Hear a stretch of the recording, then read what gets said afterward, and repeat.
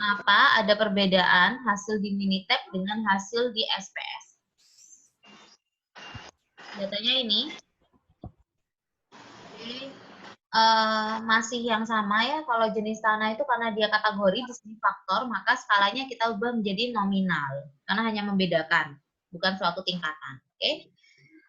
Sedangkan jenis varietas kedelai dia juga nominal. Yang lainnya kita anggap dia rasio, karena memang satuan skala datanya adalah rasio. Di sini saya coding, di value sini saya coding. 1 itu adalah aluvial, 2 regosol, dan 3 latosol. Kemudian yang jenis varietas juga seperti itu. 6 itu detap dan lainnya. Sekarang saya langsung analyze untuk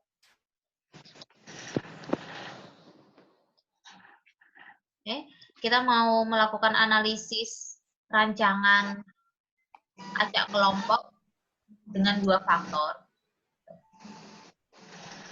Ini yang mau kita lakukan pengujian adalah panjang batang. Vektornya kita masukkan varietas kedelai dan jenis tanah. Modelnya tidak usah, kontrasnya juga nggak usah. Postdoc-nya boleh kita lihat, kalau di SPSS ini ya bedanya kita bisa melihat satu-satu gitu. Kita mau nunjuk yang mana, tapi kalau di Minitab kita hanya bisa melihat satu. Benar kan? Hanya satu dan itu dengan one way. Tapi kalau di SPSS dia bisa 2. Kita masukkan 2 faktornya, kemudian kita klik mana yang kita inginkan. Ini bisa lebih dari 1 di perbandingan gandanya. Bisa 2K kita centang juga, bisa SNK, bisa Duncan, bisa Dunet, yang mana terserah. Tapi saya lebih suka LSD dan saya tidak mau melihat perbandingan ganda dulu. Kita melihat hasilnya aja dulu ya. Jadi ini continue, yang di save apa, tidak ada. Kita langsung klik OK. Kita lihat hasilnya. Ini adalah statistika deskriptif. Semua kelihatan output ya.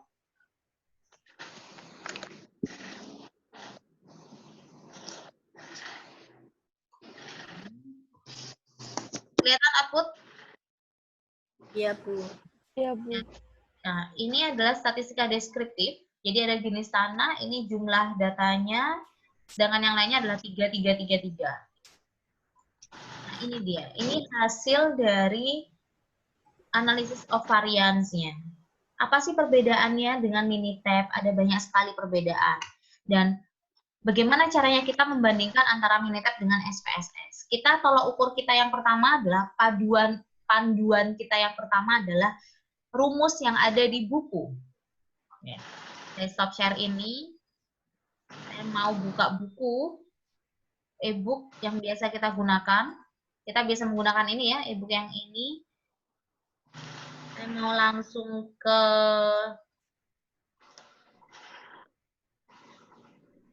nah ini adalah model yang sering kita gunakan kalau one way.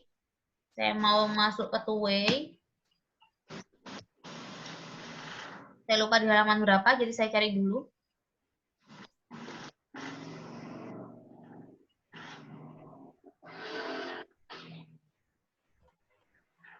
Ini kita cari dulu.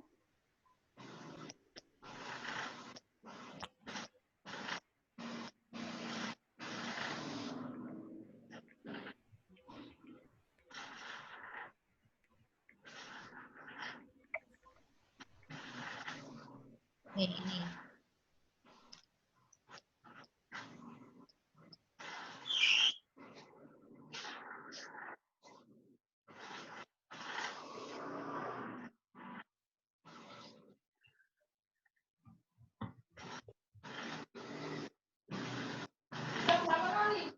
Ini modelnya ya, jadi kita tolak ukurnya tetap sama rumus.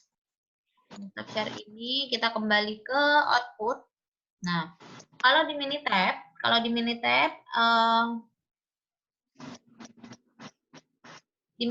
hanya ada yang pertama itu responnya apa gitu kan. Kalau dia faktor yang pertama jenis tanah, ya sudah jenis tanah. Kemudian ada error, kemudian ada lagi total. Nah, di sini kenapa banyak sekali ya, dan kenapa ada beberapa hitungnya yang tidak muncul.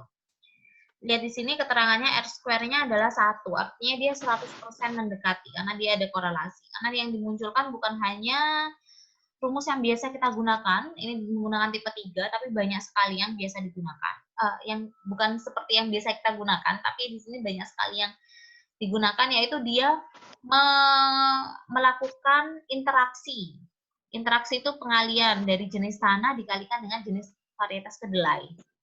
Padahal sebenarnya yang kita gunakan hanya jenis varietas kedelai sendiri, kemudian jenis tanah gitu ya, kemudian error dan total. Kita hanya membutuhkan 4. Kalau kita perhatikan nilai derajat bebas dari total yaitu 30. Apakah sudah benar? Apakah yang kita pakai adalah total atau correction total? Corrected total. Total. Correction total itu setara dengan nilai total yang ada pada analisis dengan software Minitab 29. Kenapa? Karena rumusnya adalah N-1. Jadi total dari seluruh data dikurangi dengan 1.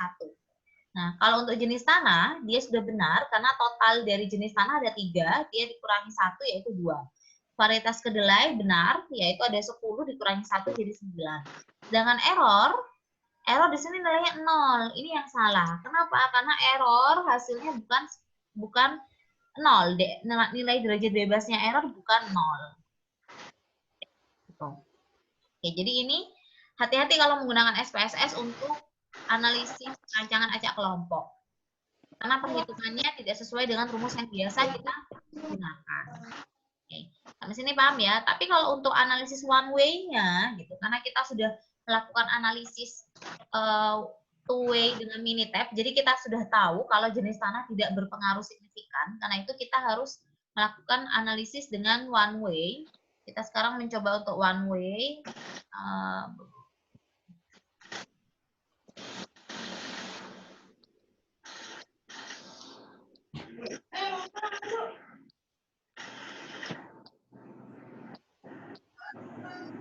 Oke, kita coba untuk yang one way ya ini. Yang ingin saya uji adalah panjang batang. Faktornya kita menggunakan jenis tanah. Ini cukup 1. Oke, ini hasilnya, lihat. Hasilnya sama 0,636. Jadi hasil di Minitab untuk yang one way dengan yang SPSS akan sama. Sekarang kita lanjut untuk melakukan uji untuk faktor yang jenis varietas. Hasilnya seperti ini, dia akan signifikan. Jadi yang bermasalah di SPSS hanya ini. Hasilnya yang tidak muncul hanya di rancangan acak kelompok.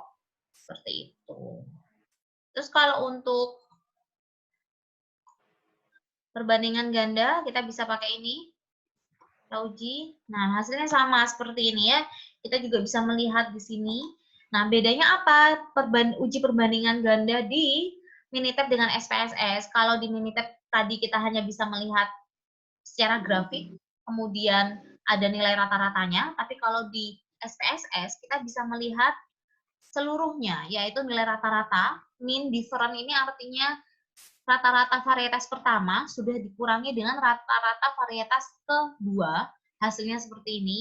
Nilai standar errornya 0,8, sedangkan ada nilai p-value yang artinya kita sudah bisa memutuskan dia berbeda atau tidak.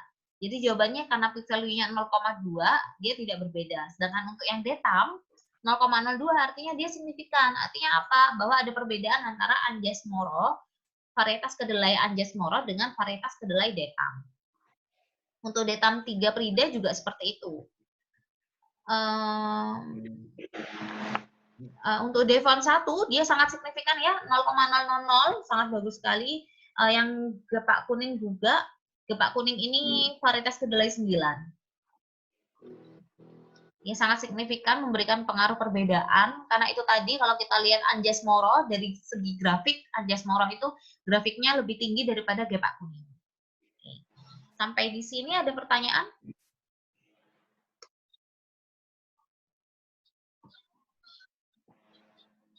Apakah ada pertanyaan? Hai. Ya, makasih Bu.